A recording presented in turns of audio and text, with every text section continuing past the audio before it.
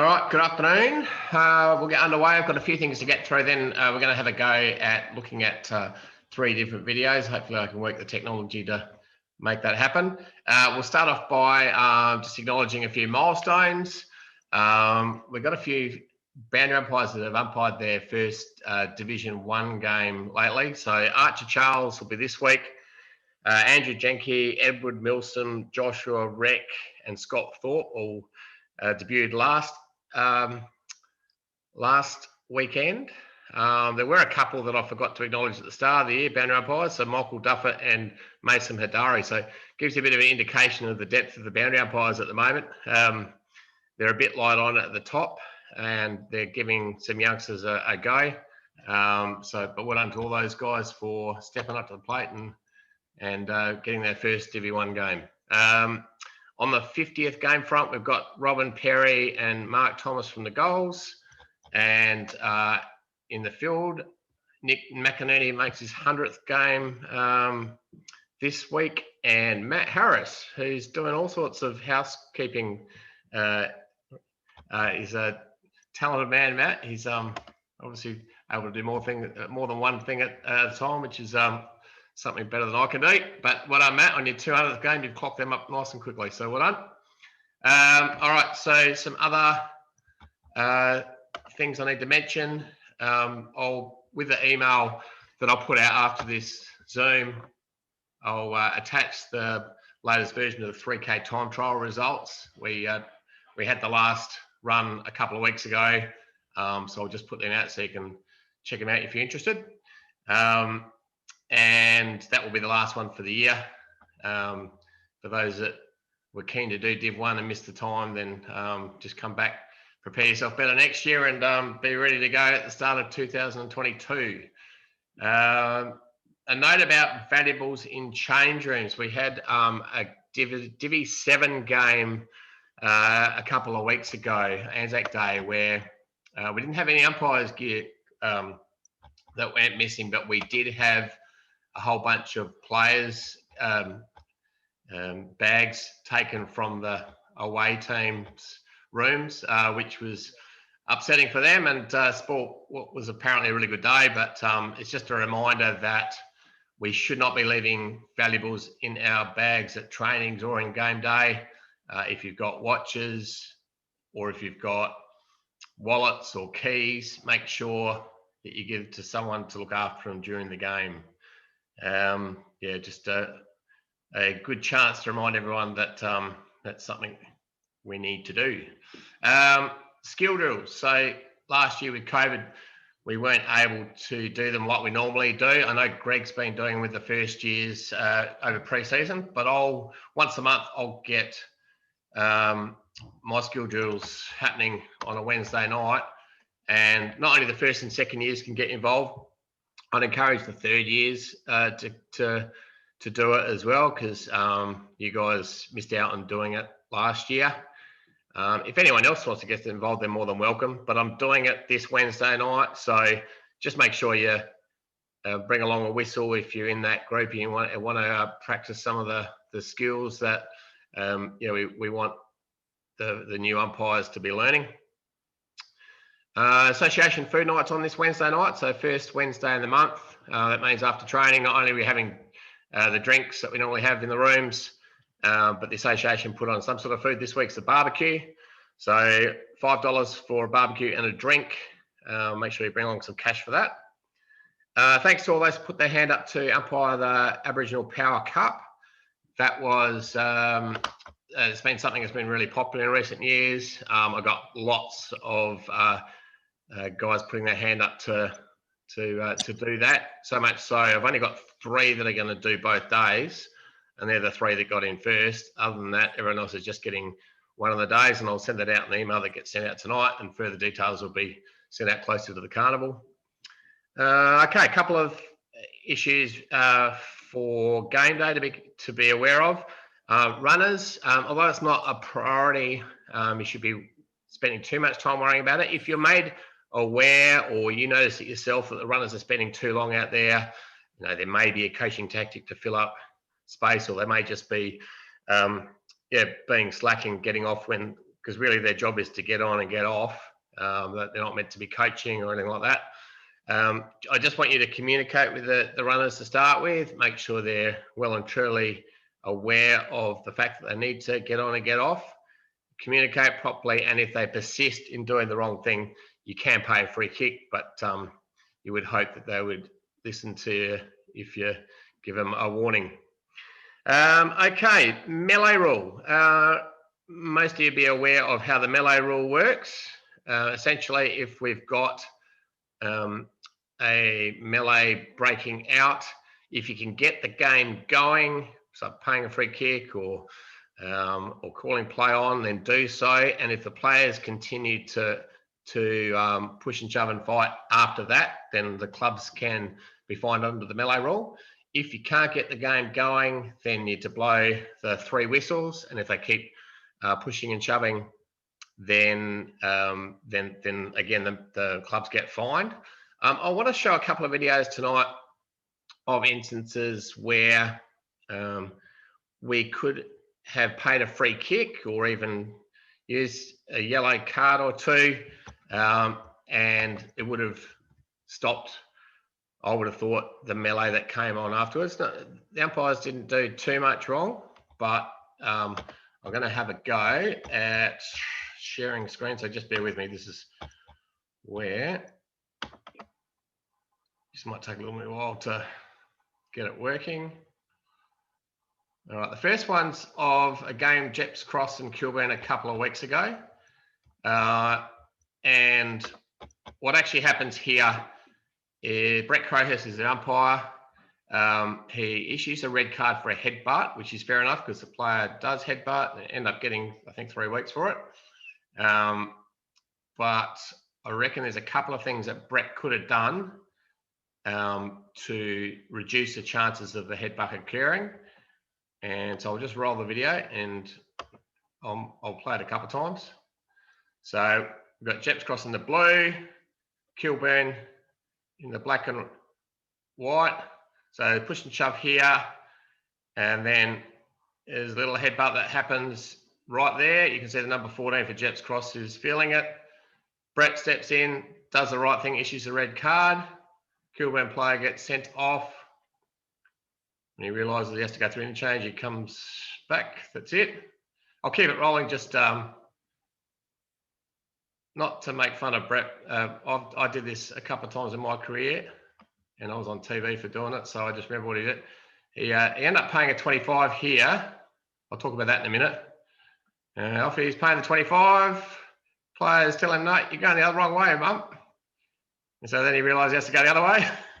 So that was kind of amusing. But hey, the point I wanted to, a couple of points I want to make out of this. So we'll go back and have a look at it again.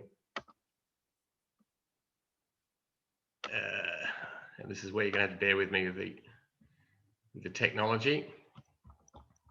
All right. So there's a play that ends up getting reported. Ball spills loose. Ends up going over the boundary line. Now, what happens here initially is the 2 players, just a little bit of a niggle.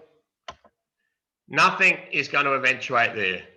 We get this other Jeps Cross player that comes from nowhere and wants to take him on.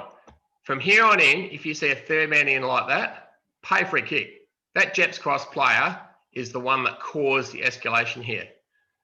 If we didn't have him running in, the 2 players would have gone separate ways. We wouldn't have had a melee develop. We wouldn't have had a headbutt. And so, yeah, from here on in, if you see a 3rd player in, just pay a free kick. He's thinking he's going to protect the mate or stand up for his teammate. It's just crap. He's just causing us problems, causing escalation of problems. So keep an eye out for that. Other thing I would like Brett to do here is get in a little bit quicker. We don't really see him in the video. And so I'm sure he was using his voice, but a bit of presence would have been good. At the end of the day, he saw the headbutt and did the right thing in red carding. Yeah, but the 2 things are get in there, have a presence, but also if you see a 3rd man in, pay for a kick. Get their mind back in the footy. Even if it's a little bit technical, a bit over the top, I don't care. That would have stopped that escalation right there and then. Now, side running the wrong way, which is slightly amusing. The other thing I would question about this is why was a 25-metre penalty awarded? It was just a free kick. There was no, unless he's actually paid a free kick and then the headbutt occurred, just because you issue a red card doesn't mean it's automatically a 25. If there's a mark or a free kick and then the reportable incident occurs, then you pay the 25, but don't think you have to pay a 25 just because you've issued a red card. So yeah, the lessons from that. Is that the same with a yellow, Colin? Yeah, 100%. There is no rule in the rule book that says that you automatically pay a 25 or 50-metre penalty for reportable incidents. If there's a mark or free kick and then a subsequent action, then that's where you pay the further penalty. I mean, it doesn't really matter at the end of the day. Brett was wanting to stamp his, show his control here. But yeah, just remember, you don't have to be paying a 25 or 50-minute penalty. All right, so that's that one there. Any questions regarding that incident before I show the next one? Okay, so this is where I might just need a little bit of time to get myself sorted here. The next one will be from last weekend. We had a St. Paul's versus Elizabeth game, and Pat Lysett was in control of this one. Okay. I knew this was going to challenge me. All right. Hopefully, yes. All right, we've got that screen up. St. Paul's Elizabeth. Now I've just got to find where it is. 204. So there's a bit happened in this one, and this is where Pat does use a melee rule. Okay. So if you do want to go look at this later on, it's on YouTube and Dartfish. It's at the 2:04 minute mark. All right, so what happens here, I'll just stop it. Right, there's a player is about to get the kick away. It's the St. Paul's player. The Elizabeth player comes in, late bump, late contact. Pat does the right thing and paid the FAD. It was unnecessary late contact. Now, if you see Pat, he's there in the green. His vision needed to be on where the players were. The ball's been kicked down towards the other umpire, which is Gary Wool. And so therefore, what we wanted Pat to do is keep an eye on these players where the incident occurred, because you can see what happens here. And Pat misses it. There's the St. Paul's player come here and throws the player to the ground. That's a reversal. As much as the FAD was a bad hit, there was no need for that St. Paul's player to come in, grab him and throw him to the ground. You don't need to be reversing free kicks for trivial stuff, but that's throwing him to the ground is what sparks a melee. So that's what I'm saying. Is there something that we can do in the lead up to these melees to stamp our authority? I think there was there. It was only Pat wasn't looking in the right spot. Spoke to him today, he would have done that. So what happens now, it's starting to break out. It would have been good to get the game going too, I reckon, if we had the free kick, but Pat's chosen to blow the 3 whistles. They kept fighting. He's using his voice well. He's good presence. And eventually they separate, but not quick enough. The clubs are going to be fined for that one. And eventually he pays the free kick for the FAD. So just let's have another quick look at that.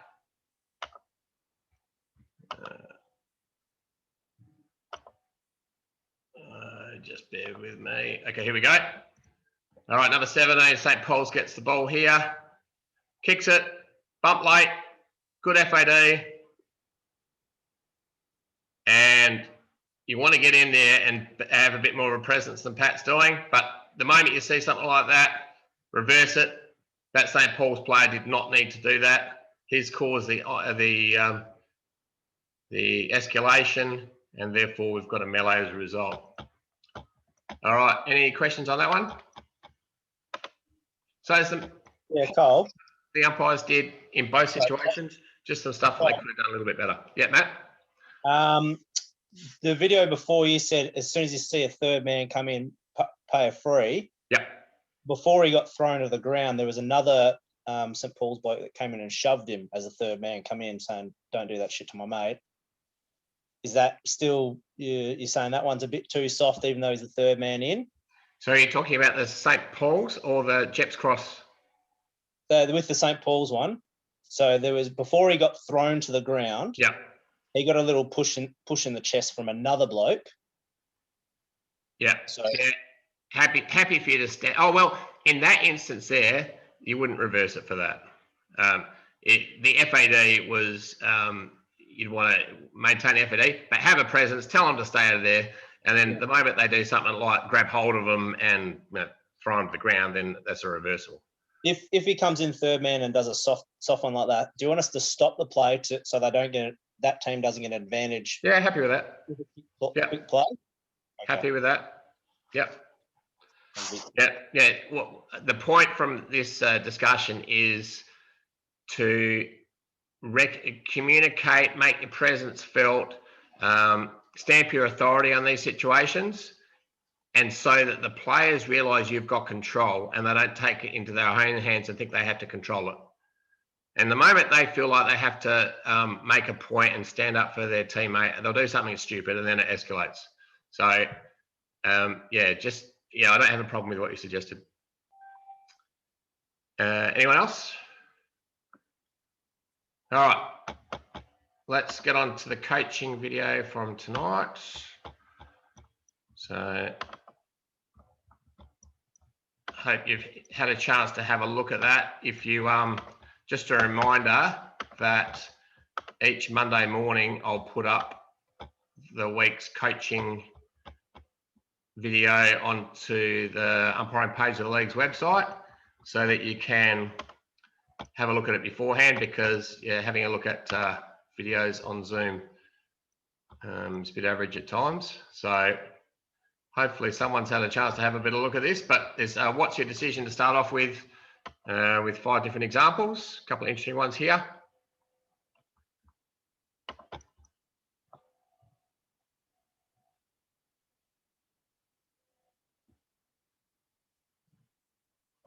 All right. Did anyone get a chance to have a look at the video today? If you want to unmute yourself and have a go at that one. I didn't look at the video, but for me, it looked like at the first play, there was holding the man after the ball was released. It was brought to ground. Here. I don't know, Lucas. I reckon that's in the act of being tackled. I reckon if you pay that, you're going to. It's one of those borderline ones. I understand what you're saying. It's not the purpose of this decision. Of this, what's your decision? Other than that, it's probably holding the ball. Yeah. So the point about this one is he's got a prior opportunity. He's legally tackled. He must handle or kick. The question is, does he get an effective kick away? And it's not really an effective kick. But coming back to the point of yours, they're borderline ones. I just reckon if we go on the lookout for those, we're going to pay a lot of soft ones.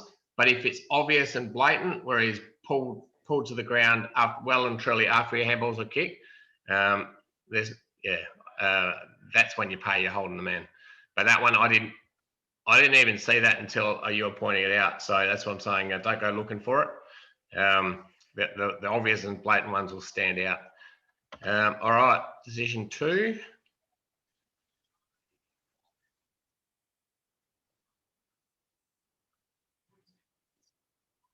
All right, this is a real interesting one. Did anyone get a chance to have a look at that? I will play it again. I'm not sure whether you're seeing it as clearly as you need to. Okay, so first one there. The tackle, he lands on his side, so it's not in the back. The second one, he was up. He'd taken possession of the ball. He'd got his head up. The incoming player has come in and he's ducked into it. And so because he's had a prior opportunity and legally tackled, doesn't handle or kick, he's holding the ball. Now, if you're umpiring a game and you believed that he was in his back, or you believe he copped him high, we are on the side of the ball player and play the ball player free kick.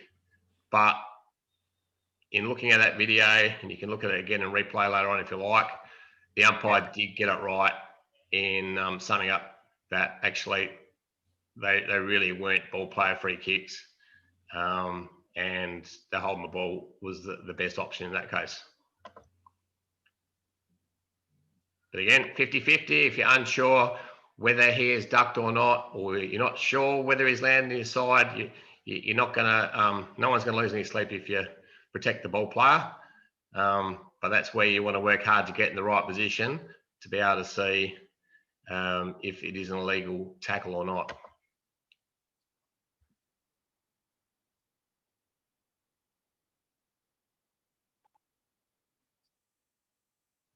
All right, I don't think we need too many to see the video before to see actually what happened there.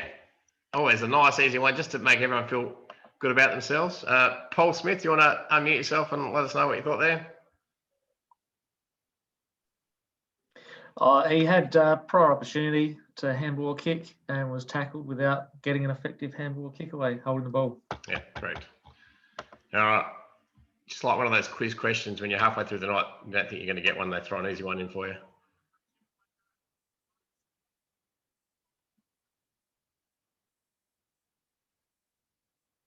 All right. So a couple of interesting ones there. Anyone want to have a go at that? Yeah, Kyle, have a try.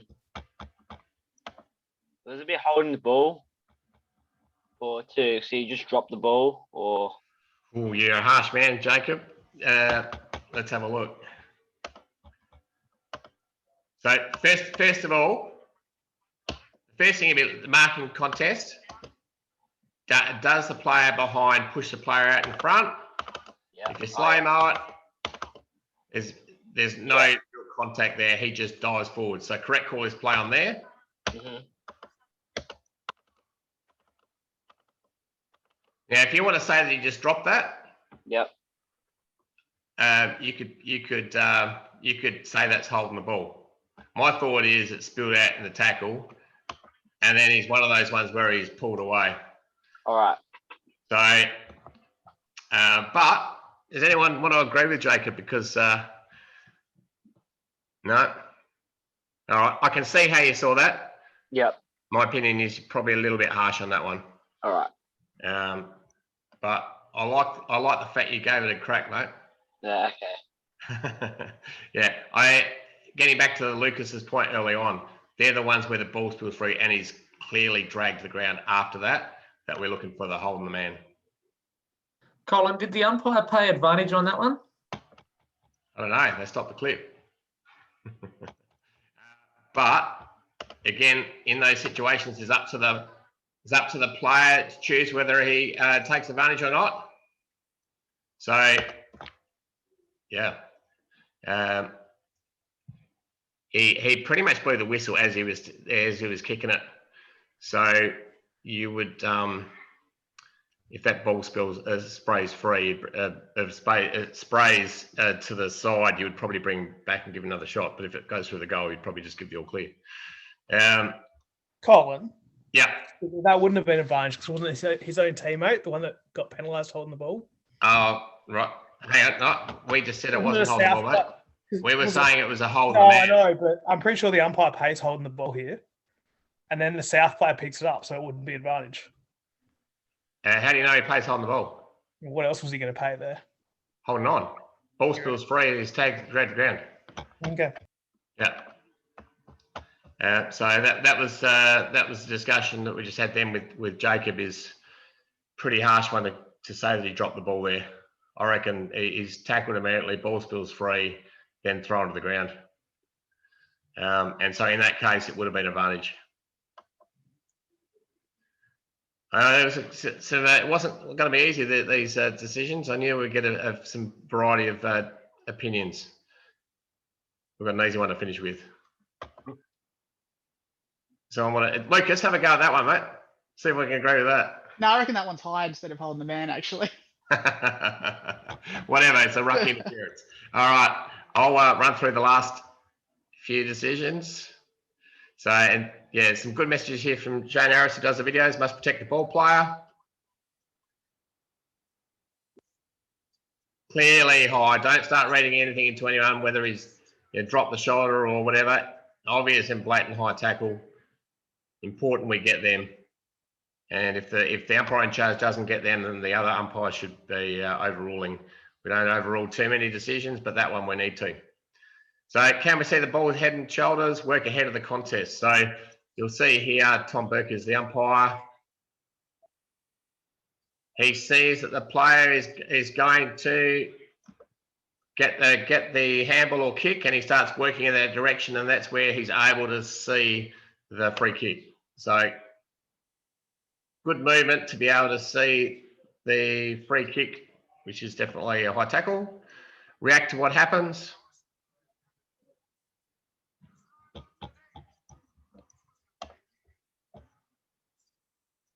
All right, clearly holding the ball, obvious and blatant, and then allows the advantage. So again, don't go looking for anything, just pay the obvious ones. Can you see the footy?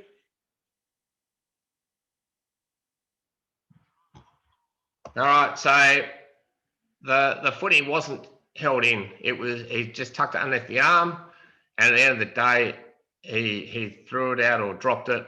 And so you need to be able to see whether the tackle is holding the ball in or not to be able to let the play go. So obvious and blatant free kicks. Clearly a trip.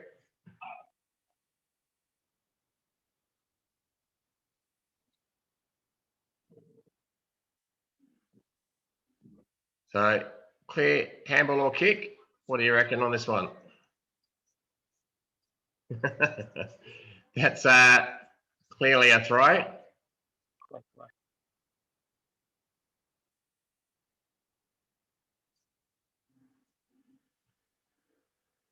So 50-50 calls, we're on the side of the ball player.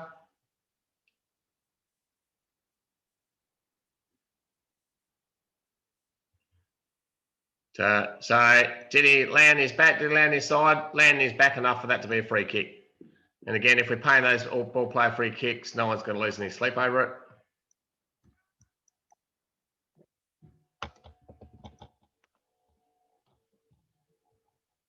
So didn't take possession of the ball, was being held on to.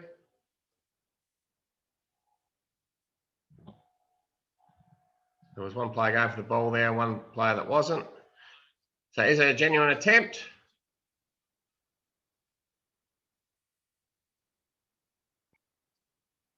So he doesn't actually try to handball or kick there. He just lets the ball go. So that's why it was paid holding the ball. So most of our players, that's the last message on the video. Just go back to that. 80 to 85% of our frees go to the ball player. And so we need to be positioning ourselves to see his head and shoulders at all time. All right. Any questions or comments on any of those? Yeah, Cole, that trip, that deliberate trip, do we care anything more than a free kick for that? No, just a free, mate. Yep. If there's something malicious in it where you think he is, yeah, I suppose more of a deliberate kick of trip by kick, but yeah. Yeah, no, I think that's just a free kick. All I mean, if you're concerned about that particular one, you might have a word to the player and say, "Got to watch yourself with your tackling technique." The ones where you don't get too many trips these days that are considered reportable, but if you think there's an injury that's possible because it's that dangerous, then you might take some action on those. Righto. Anyone else? Oh yeah, Cole. Where did you say we could view the videos of like past plays on YouTube? So on Dartfish or so on the coaching notes, I'll always give you a link. So the email I sent out after these Zoom meetings, you always have the link to the coaching video. And if you want to view it before the Zoom meeting, I'll always put it up on the Monday morning before the Zoom. All right. So that's been up there all day. Anyone got any questions from last weekend or the weekend before? We haven't had one of these for a couple of weeks. We had umpire appreciation round obviously on the weekend, and we had 0 red cards. It's actually, we're talking about it today. We haven't had umpire appreciation round for a couple of years, and I reckon every other time that we've done it, we've had very few, or if any, red cards. It says it's something about I reckon that process before the game where all the players shake each other's hands as well as ours, that seems to have some sort of subconscious effect on them. So yeah, it's I don't think it will last too long anyway, but it was nice to have a weekend where we didn't have too many issues. So that's it for tonight. Unless anyone else wants to make a comment or question, I'll send out the notes, and we'll look forward to seeing you on Wednesday night, and we'll be back for Zoom next Monday night.